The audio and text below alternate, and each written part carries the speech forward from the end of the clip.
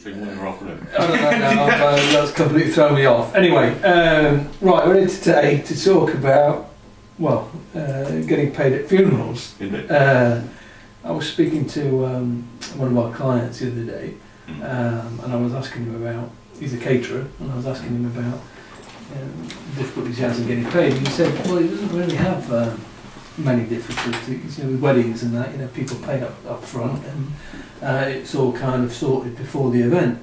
And then he kind of thought a little bit, and he said, tell you what I do have problems with sometimes, is getting paid at funerals. There's a catering at the wake kind of thing, and then it's all a bit uncomfortable about, who to approach, Indeed. or indeed, how to chase up. Because obviously it's a very sensitive time. Exactly, yeah.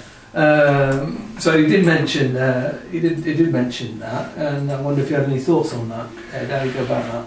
Well, one of the things I would suggest there was, rather than contracting to say deceased person's representatives, for example, you'd actually contract with the undertaker to get paid, because the undertaker will get paid. And I have known instances in the past whereby a debt, as you always remember, never dies. Right. And a debt can be claimed against a deceased person's estate. However, as long as the person died with a will, one of the parts of the will always say that their funeral expenses will be paid first. Mm-hmm. So if you contract with the undertaker directly, the chances are you will get paid. Right, okay.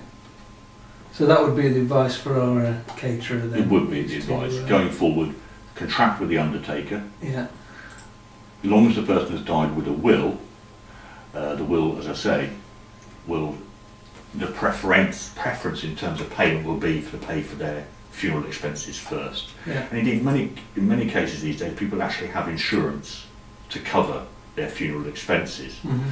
And as long as the caterer, for example, has contracted with the undertaker, it'll be covered by that, effectively by that insurance policy. Okay.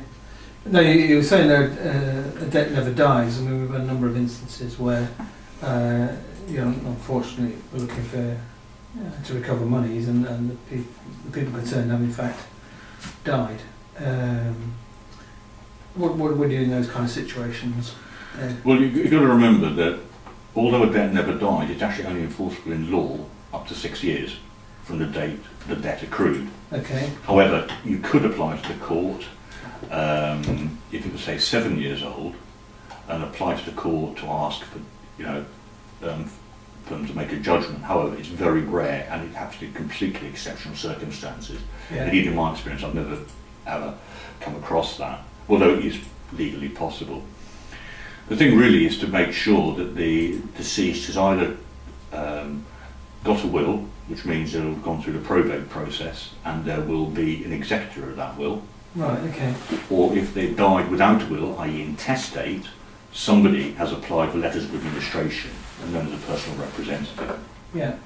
So there's always somebody there. There's always somebody there to administer it. Yeah. Now there are obviously two levels, because if you die with a will and there is a probate, yeah, you have an executor. If they die without a will, somebody would have to apply for letters of administration to administer that estate. Okay.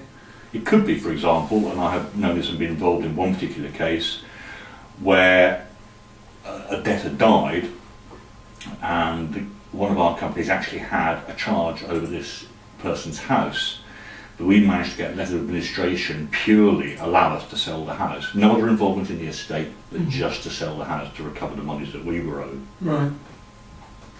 So it's all still doable then? It is doable. Yeah. It needs careful thought, and you need a little bit of investigation to find some out. sensitivity, obviously. A great deal of sensitivity. Yeah. But at the end of the day, quite simply, the money is owed. And you need to recover it for the client. So you've worked on a number of these cases? I have worked on a number of cases. I have to say, where someone's died with a will or testate, it's usually easier because it goes through a little bit quicker. However, if someone dies intestate without a will and they have got assets, the process for appointing personal representative, i.e. being granted letters of administration, can take quite a bit of time. So you'd have to be very patient. Yeah. Yeah. Brilliant. Okay. So, there we go. Thanks very much. Thank you.